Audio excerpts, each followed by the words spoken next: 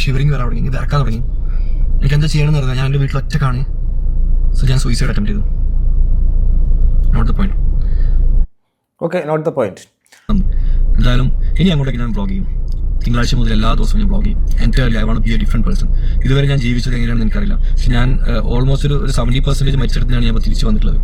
ഞാൻ പോണ ചുമ്മാ ആളെ വെടിയാക്കി, ഇയാൾ ഉടായ്പാണ്. ഹലോ ഗൈസ്, വെൽക്കം, വണക്കം. മല്ലു ട്രാവലർ എന്ന് പറഞ്ഞ യൂട്യൂബ് ചാനലിലെ ഷാക്കീർ, അദ്ദേഹത്തിൻ്റെ കുറച്ച് ദിവസമായിട്ട് പ്രചരിക്കപ്പെടുന്ന വാർത്തയ്ക്കകത്ത് അദ്ദേഹത്തിന് ക്യാൻസറാണ്, അദ്ദേഹത്തിന് മറ്റെന്തോ മാരക രോഗമാണ്, അദ്ദേഹത്തിന് മടങ്ങി വരവിന് ഇല്ല, അദ്ദേഹം മരണത്തിനെ മുഖാമുഖം കണ്ടുകൊണ്ടിരിക്കുന്നു എന്നുള്ള രീതിയിലേക്കൊക്കെ സംഭവം വന്നു. ഇതിനെക്കുറിച്ച് പല വീഡിയോസും പലയിടത്തും പ്രചരിക്കുന്ന കണ്ട സമയത്ത് ഞാൻ അതിനെക്കുറിച്ച് മിണ്ടാത്തെന്ന് പറയാമോ. ഒന്നാമത്തെ കാര്യം, ഈ ഇദ്ദേഹത്തിന് കുറേ കാലം കൊണ്ട് നമ്മൾ ഈ സോഷ്യൽ മീഡിയ കണ്ടുകൊണ്ടിരിക്കുന്നതാണ്. വളരെയധികം വിവാദങ്ങൾ ഇങ്ങനെ സൃഷ്ടിക്കാൻ ഏറ്റവും കഴിവുള്ള ഒരാളും വിവാദം സൃഷ്ടിച്ചുകൊണ്ട് എൻ്റർ ചെയ്യാൻ കഴിവുള്ള ഒരാളാണ്. ഇനി ഇതൊരു മറ്റൊരു കാര്യമാണ്. നിങ്ങളിപ്പോൾ എന്തായിരുന്നാലും ഞാൻ ഈ വീഡിയോ ഫുള്ള് കണ്ടതിന് ശേഷം ഇപ്പോൾ റിയാക്ട് ചെയ്യുന്നതാണ്. നിങ്ങൾ തന്നെ കാണൂ, കണ്ടതിന് ശേഷം നിങ്ങളുടെ അഭിപ്രായങ്ങൾ പറയും. പ്രത്യേകിച്ച് എനിക്ക് വേറെ ഒന്നും ഇത് കണ്ടിട്ടൊന്ന് പ്രത്യേകിച്ച് അത് ഞാൻ പറയാം. എന്തായാലും നിങ്ങൾ കാണൂ. മല്ലു ട്രാവലറിന് എന്താണ് പറ്റിയത്? ഒരുപാട് ആൾക്കാർ ചോദിക്കുന്ന ഒരു ചോദ്യമാണിത്. കഴിഞ്ഞൊരു 1-2 ആഴ്ചക്കിടെ ആയിരക്കണക്കിന് 10,000 മെസ്സേജുകൾ വന്നിട്ടുണ്ട്. ഇൻസ്റ്റാഗ്രാമിലാണെങ്കിലും വാട്സപ്പ് ആണെങ്കിലും ഫേസ്ബുക്ക് ആണെങ്കിലും അതല്ലാതെ ഫ്രണ്ട്സിനിടയിലാണെങ്കിലും കോൾസ് ആണെങ്കിലും. എൻ്റെ മൊബൈൽ ഇപ്പോൾ എനിക്ക് തോന്നുന്നു ഓൾമോസ്റ്റ് ഒരു 100+ മിസ് കോൾസ് തന്നെ കിടക്കുന്നുണ്ട്. അപ്പം എന്താണ് എനിക്ക് സംഭവിച്ചത്? അതാണ് എല്ലാവർക്കും അറിയേണ്ടത്. അതാണ് ഞാൻ ഈ മല്ലു ട്രാവലറിന് എന്താണ് സംഭവിച്ചതെന്നുള്ള കാര്യം ഈ കുറച്ച് ദിവസങ്ങൾക്കിടയിൽ ആൾക്കാർ ചോദിച്ചിട്ടുണ്ടെങ്കിൽ വ്യക്തമായ കാരണമുണ്ട്. Mallu traveller YouTube channel video ഇടാത്തത് കൊണ്ടൊന്നും ആരും ചോദിച്ചിട്ടില്ല.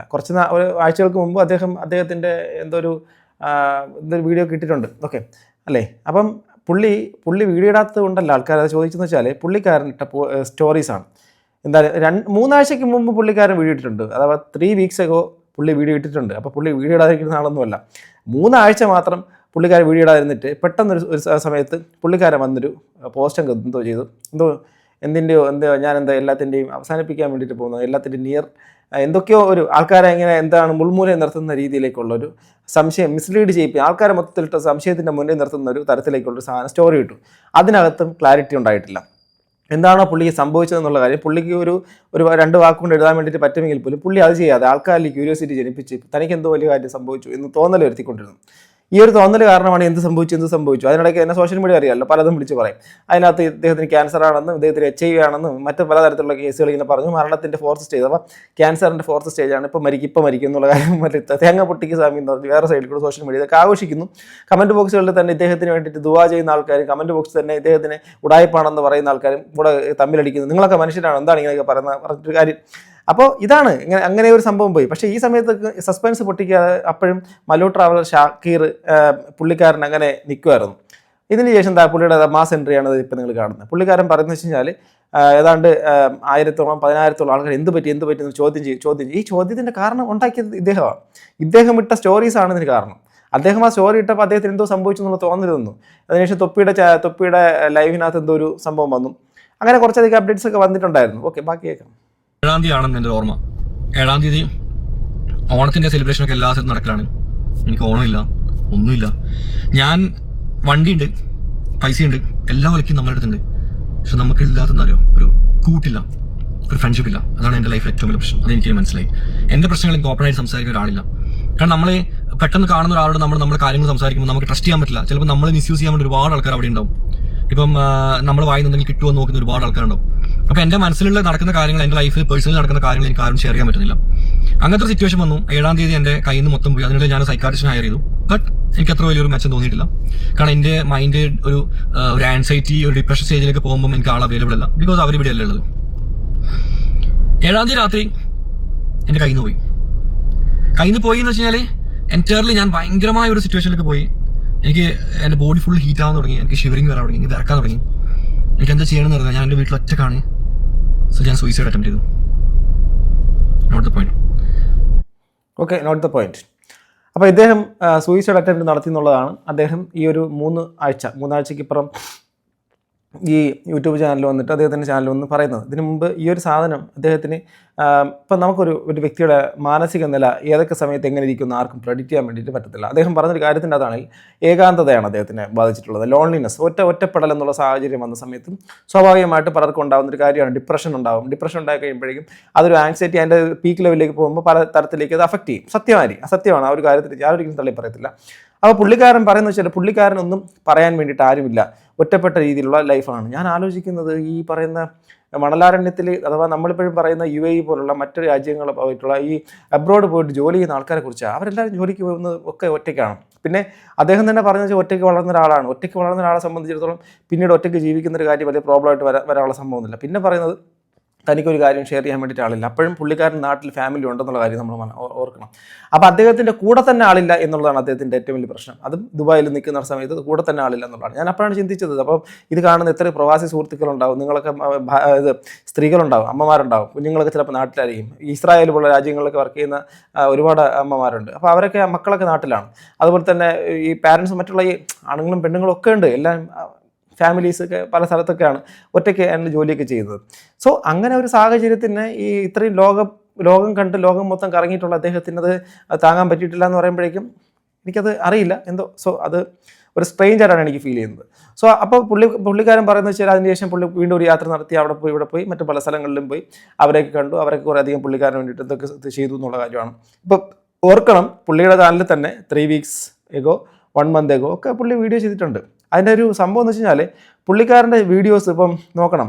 1 month മുമ്പ് ഇദ്ദേഹം വേറെ എപ്പിസോഡുകളായിട്ട് റഷ്യയിൽ പോയത്, മറ്റുള്ള സ്ഥലങ്ങളിലേക്ക് പോയ വീഡിയോസൊക്കെ 1 month മുമ്പ് 20K 40K 24K 24K 34K 24K അഥവാ കാഴ്ചക്കാരില്ല, അഥവാ അദ്ദേഹത്തിൻ്റെ വീഡിയോ കാണാനുള്ള ആൾക്കാർ ഇല്ല. അപ്പം അദ്ദേഹം എല്ലാം ക്യാമറയിലൂടെയാണ് പറയുന്നത്, വ്ളോഗ് നിർത്തി ഒന്നും ചെയ്യുന്നില്ല എന്നാണ്. അപ്പം ഇദ്ദേഹം ഈ കറക്കങ്ങളൊക്കെ കറങ്ങിയിട്ട് ആ ഒരു സാധനങ്ങളൊക്കെ അദ്ദേഹത്തിന് വ്യൂവർഷിപ്പ് ഇല്ല, അദ്ദേഹത്തിന് പ്രേക്ഷകർ കൈവിട്ടു എന്നുള്ളതാണ്. പ്രേക്ഷകർ കൈവിടാൻ വേണ്ടിയിട്ട് ഒരുപാട് കാര്യങ്ങൾ ഈ പറയുന്ന മല്ലു ട്രാവലറിൻ്റെ കയ്യിൽ നിന്നും പോയിട്ടുണ്ട്. ഞാനതൊന്നും എടുത്തെടുത്ത് പറയുന്നില്ല. പലതരത്തിലുള്ള കോൺട്രവേഴ്സി അദ്ദേഹം സൃഷ്ടിച്ചത്, പലതരത്തിലുള്ള കാര്യങ്ങൾ, പല സാഹചര്യങ്ങളിൽ സംഭവം ഉണ്ടായതൊക്കെ നമുക്കറിയാം. അപ്പോൾ അതൊക്കെ പ്രേക്ഷകരിൽ നിന്നും അകറ്റി എന്നുള്ള കാര്യം സത്യസന്ധമായിട്ട് പറഞ്ഞാൽ അങ്ങനെ കൊണ്ട് അത് പുള്ളി തന്നെ റീതിങ്ക് ചെയ്യുന്നത് നന്നായിരിക്കും. എനിവേ, ഇപ്പം പുള്ളി പറഞ്ഞു നിൽക്കുന്നത് പുള്ളി അവസാനം സൂയിസൈഡ് അറ്റംപ്റ്റ് ചെയ്തു. ഒരാൾ തൻ്റെ ലൈഫിൽ യാത്രകൾ ചെയ്തും മറ്റതും ക്ലേശകരമായ കാര്യങ്ങൾ, പണ്ടത്തെ യാത്രയെക്കുറിച്ചൊക്കെ ഈ മറ്റേ സഫാരി TV വന്നതുപോലെ പുള്ളിക്കാരൻ ലോക്ക്ഡൗൺ ഡേയ്സിൽ എന്താണെന്ന് തോന്നുന്നു ഒരു കഥ പറയുന്നത് പോലെയൊക്കെ വന്നിരുന്ന് കഥ പറഞ്ഞ ഒരാൾ, അദ്ദേഹത്തിൻ്റെ വളരെ സ്ട്രഗിളൊക്കെ ഇതൊക്കെ കടന്നു വന്നിട്ടുള്ള ആൾ, ഒരു സുപ്രഭാതത്തിൽ തനിക്ക് 1-2 സുഹൃത്തുക്കളൊന്നും ഇല്ല എന്ന് പറഞ്ഞിട്ട്, അല്ലെങ്കിൽ ഇത് പറയാൻ ആരുമില്ല എന്ന് പറഞ്ഞിട്ട് സൂയിസൈഡ് അറ്റംപ്റ്റ് നടത്തുന്ന കാര്യം എങ്ങനെ ഒന്ന് യൂട്യൂബ് ചാനലിൽ കൂടെ പറയാൻ തോന്നി എന്നുള്ളതാണ്. അങ്ങനെ ഒരു കാര്യം പറയുന്നതിലൂടെ അദ്ദേഹത്തിന് വീണ്ടും സപ്പോർട്ട് കിട്ടുമെന്നുള്ള രീതിയിലാണോ, അതോ ഈ പറയുന്ന ആൾക്കാരുടെ സഹതാപത്തിൻ്റെ അല്ലെങ്കിൽ ഇദ്ദേഹത്തിൻ്റെ സാഡ്നെസ്, വിഷമം, കഷ്ടപ്പാട് ഇത്രത്തോളം അവസ്ഥയിൽ കടന്നു പോകുന്ന കൂടെ നിൽക്കണം, അതുകൊണ്ട് നിങ്ങളെല്ലാവരും കൂടെ നിൽക്കണമെന്ന് തോന്നിപ്പിക്കുന്നതിനാണോ? എനിക്കറിയില്ല ഇതെന്ത് തരത്തിലുള്ള സംഭവമാണെന്ന്. ഇതൊരു ആ ഒരു സൂയിസൈഡ് അറ്റംപ്റ്റ് നടത്തി ആരും ഇല്ലാത്തതുകൊണ്ട് ഞാൻ അങ്ങനെ ചെയ്തു എന്നൊക്കെ പറയുന്ന ആ ഒരു സാഹചര്യം മനുഷ്യൻ്റെ ബലഹീനതയല്ല, മനുഷ്യൻ്റെ ആ ഒരു അവസ്ഥയാണ്. എങ്കിലും അറിഞ്ഞൂടാ, ഇത്രത്തോളമൊക്കെ ലോകം കണ്ടു എന്ന് പറയുന്ന ഒരാൾ അതങ്ങനെ ചെയ്തെന്ന് പറയുമ്പോൾ അത് ഭയങ്കര ബുദ്ധിമുട്ടാണ് കേൾക്കുമ്പോൾ. ഞാൻ ഇന്നാണ് ഈ ഒരു സാധനം കൈകൊണ്ട് വിടുന്നത്. 10 days ആയിട്ട് ഇന്നാണ് ഞാൻ ഉപയോഗിക്കുന്നത്. സോഷ്യൽ മീഡിയ ഇല്ല, വാട്സപ്പ് ഇല്ല, ഫാമിലി ഇല്ല, ആരുമായിട്ട് കോൺടാക്ട് ഇല്ല, ഫ്രണ്ട്സുമായിട്ട് കോൺടാക്ട് ഇല്ല, ഞാൻ വീട്ടിൽ വരെ വിളിക്കാറില്ല. 10 ദിവസമായി. ഇപ്പം 10 ദിവസത്തിന് മുമ്പാണോ ഇദ്ദേഹത്തിൻ്റെ ആ സ്റ്റോറി വന്നിട്ടുള്ളത്? എനിക്കറിയത്തില്ല കേട്ടോ. വന്ന സാധനം കണ്ടു തോന്നുന്നു. അത് 10 ദിവസം ആയിട്ടുണ്ടോ? 10 ദിവസം കൊണ്ട് അദ്ദേഹം ഈ ഫോൺ തൊട്ടിട്ടില്ല എന്ന് പറയുന്നു. ഓക്കെ, നേരിട്ടുണ്ട്. പക്ഷേ എൻ്റെ സ്വന്തം ലൈഫിൽ, പേഴ്സണൽ ലൈഫിൽ എനിക്കൊരു ഇഷ്യൂ വന്നപ്പോഴാണ് എൻ്റെ കയ്യിൽ നിന്ന് പോയത്. ഇപ്പം നിങ്ങൾക്കറിയാം, പല ഹിന്ദിയിലാണെങ്കിലും മലയാളത്തിലാണെങ്കിലും ഒരുപാട് പല നടന്മാരൊക്കെ സൂയിസൈഡ് കാര്യങ്ങളൊക്കെ ചെയ്യുന്നുണ്ട്. അവർക്ക് സെലിബ്രിറ്റീസാണ്, അവരുടെ പൈസ ഉണ്ടാവും, ഫെയിം ഉണ്ടാവും, ഒക്കെ ഉണ്ടാവും. പക്ഷെ അവരൊക്കെ മനുഷ്യന്മാരെ കൺട്രോൾ ചെയ്യുന്ന ഒരു മനസ്സാണ്. അത് തെറ്റിക്കഴിഞ്ഞാൽ പിന്നെ കഴിഞ്ഞു, പിന്നെ നമ്മളില്ല. സോ ഇപ്പം ഞാൻ ഓക്കെയാണ്, ഒരു പ്രശ്നമില്ല. പിന്നെ ഇന്നാണ് ഞാൻ അറിയുന്നത് ഒരുപാട് പേര് എനിക്ക് ക്യാൻസർ എന്ന് പറഞ്ഞൊരു വീഡിയോ ഇട്ടിട്ടുണ്ട്. ഒരുപാട് പേര് ഞാൻ ആക്സിഡൻ്റ് ആയിട്ട് കിടക്കുന്നതെന്ന് പറഞ്ഞൊരു വീഡിയോ ഇട്ടിട്ടുണ്ട്. പിന്നെ ഒരു വ്യക്തി എനിക്ക് എയ്ഡ്സാന്ന് പറഞ്ഞിട്ട് പറഞ്ഞ് നടക്കുന്നുണ്ട്. എൻ്റെ എല്ലാ ഫ്രണ്ട്സിനും ഈ ചങ്ങാതി മെസ്സേജ് അയച്ചിട്ടുണ്ട് എനിക്ക് എയ്ഡ്സാന്ന് പറഞ്ഞിട്ട്. അവൻ്റെ എല്ലാ ഫ്രണ്ട്സിനും മെസ്സേജ് അയച്ചിട്ടുണ്ട്. ഒരുപാട് ഇൻഫ്ലുവൻസേഴ്സിന് മെസ്സേജ് അയച്ചിട്ടുണ്ട് എനിക്ക് എയ്ഡ്സാന്ന് പറഞ്ഞിട്ട്. എവിടുന്നാണ് ഇവർക്ക് ന്യൂസ് കിട്ടുക എനിക്കറിയാം. പിന്നെ റിയാക്ഷൻ വീഡിയോ ചെയ്യുന്ന ആൾക്കാരോട് എനിക്ക് പ്രത്യേകിച്ച് ഒരു ദേഷ്യമില്ല. കാരണം പലരും വളരെ വിഷമത്തോട് കൂടിയിട്ടാണ് വീഡിയോസ്, ഞാൻ ഒരുപാട് വീഡിയോസ് ഇടുന്നുണ്ട്. അങ്ങനെയാണ് ഞാൻ വീഡിയോ പറയുന്നത്. ഓക്കെ, അപ്പോൾ വീണ്ടും നിങ്ങൾക്ക് കാര്യം കുറച്ചുകൂടെ വ്യക്തമായി. ഇപ്പം മനുഷ്യൻ്റെ താളം തെറ്റും, കാരണം ചില സിറ്റുവേഷൻസിൽ. പക്ഷേ മല്ലു ട്രാവൽ ഇപ്പോഴും ഷാക്കിർ പറയുന്നിടത്ത് എനിക്ക് ഇപ്പോഴും ചിന്തിക്കുന്നത് വെച്ചാൽ നമുക്കിപ്പോൾ ആരുമില്ല എന്ന് പറയുന്നതിനെക്കാട്ടിൽ ഒരു ഫോൺ എടുത്തിട്ട് തന്നെ നമുക്ക് വിളിക്കാൻ വേണ്ടിയിട്ട് പറ്റും. നമ്മുടെ നാട്ടിൽ നമ്മുടെ ബന്ധുക്കളുണ്ടാവും, നമ്മുടെ സുഹൃത്തുക്കൾ തന്നെ ഉണ്ടാവും. നമ്മളിപ്പോൾ ഈ പറഞ്ഞ സ്ഥലത്ത് പോലും ആ നിജീഷ് എന്ന് പറഞ്ഞ ആൾ ഉടനെ തന്നെ വന്നു എന്നൊക്കെ പറഞ്ഞു. അപ്പം ആ പുള്ളി അവിടെ തന്നെ ഉണ്ടായിരുന്നോ അതോ നാട്ടിൽ നിന്ന് പോയതാണെന്നൊന്നും അറിയത്തില്ല. എനിവേ, നമുക്ക് ആൾക്കാർ നമ്മുടെ ചുറ്റും ഉണ്ട്. അപ്പം ഈ പറഞ്ഞ ആൾക്കാർ ഇപ്പോൾ എല്ലാവരും വന്ന് മെസ്സേജ് ചെയ്തു ചോദിച്ചു എന്നൊക്കെ ഉള്ളവർ പറയുന്നു. എനിക്ക് മൊത്തത്തിൽ അങ്ങോട്ടൊരു ഇതിൻ്റെ ആ ഒരു ഡെപ്ത് അങ്ങോട്ട് എനിക്ക് കിട്ടാത്തതാണോ എന്ന് അറിയില്ല. നിങ്ങൾക്ക് എത്രത്തോളം അത് മനസ്സിലാവുന്നുണ്ടോ? മനസ്സിലാവുന്നുണ്ടെന്ന് കമൻറ്റ് ചെയ്യണം കേട്ടോ. ഇപ്പം ചിലപ്പം ഇങ്ങനെയൊക്കെയുള്ള സിറ്റുവേഷൻസിലൂടെ കടന്നു പോയിട്ടുള്ള നിങ്ങൾ ആരെങ്കിലും ഉണ്ടെങ്കിൽ നിങ്ങൾ അതും കൂടെ പറയുക. പക്ഷേ എനിക്കിത് മനസ്സിലാവുന്നത് വെച്ചാൽ ഇത് വെറും ഒരു 3 ആഴ്ചത്തെ ഗ്യാപ്പിനകത്താണ്. ഇപ്പം മല്ലു ട്രാവലർ വൺ ഇയറോളം ആളെ കാണാതിരുന്നിട്ട് ആൾ ഇപ്പോൾ വീഡിയോ ചെയ്ത് വന്നതല്ല. ഇപ്പോൾ വെറും 3 ആഴ്ച മുമ്പ് പുള്ളി വീഡിയോ ഇട്ടിട്ടുണ്ട്. അതിന് മുമ്പ് ഈ പ്രൊമോഷൻ, അദ്ദേഹത്തിൻ്റെ വൈഫിൻ്റെ എന്തോ ഒരു സംഭവം തുടങ്ങുന്നൊരു പ്രൊമോഷൻ.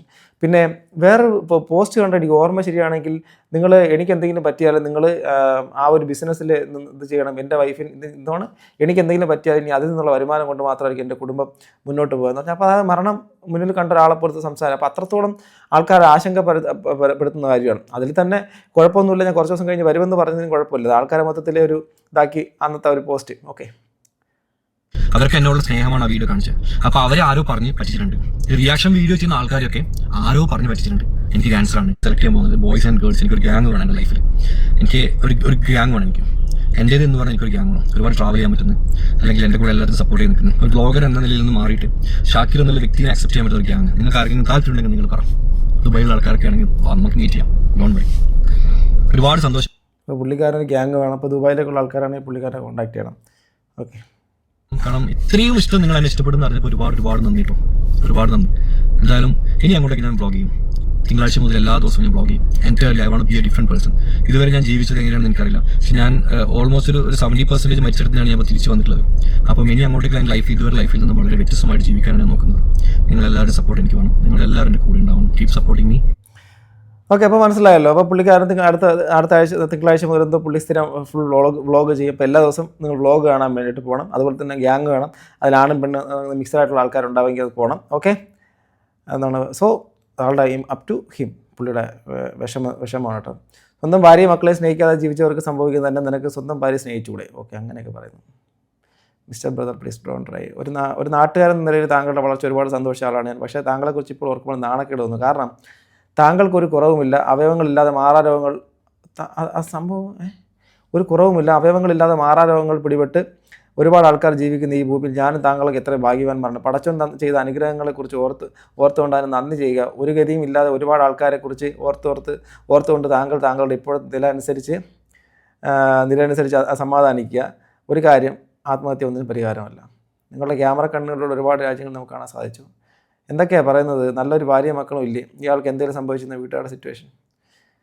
സൂപ്പർ പൊളിച്ചു, ഒരു ഫിലിം എടുത്തുകൂടെ ബ്രോ? ഭാവിയുണ്ട്, കഥ കേട്ട് സെൻറ്റി ആണ്, എന്നാലും കൊള്ളാം.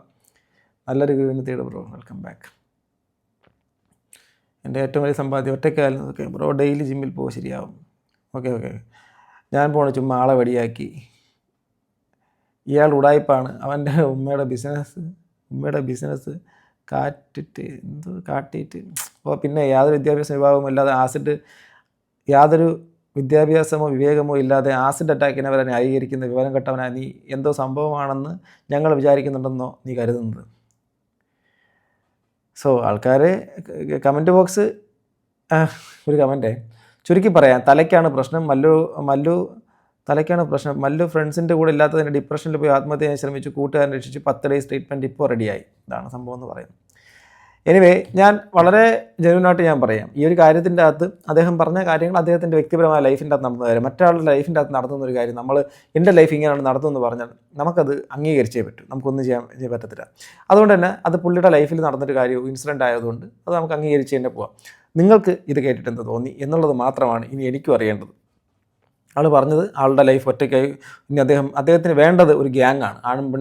ആൺകുട്ടികളും പെൺകുട്ടികളും അടങ്ങുന്ന ഒരു ഗ്യാങ്ങാണ്. അപ്പം അങ്ങനെ ഒരു ഗ്യാങ് ഇല്ലാത്തതുകൊണ്ട് സുഹൃത്തുക്കളില്ലാത്തതുകൊണ്ട് അദ്ദേഹം സൂയിസൈഡിന് ശ്രമിച്ചു എന്നുള്ളതാണ് പറയുന്നത്. സോ ഇതൊക്കെ നിങ്ങൾക്ക് കൺവിൻസ്ഡ് ആണോ? നിങ്ങളുടെ അഭിപ്രായം താഴെ കമൻറ്റ് ബോക്സിൽ രേഖപ്പെടുത്താം. അടുത്തൊരു വീഡിയോ വീണ്ടും കാണുന്ന ബൈ.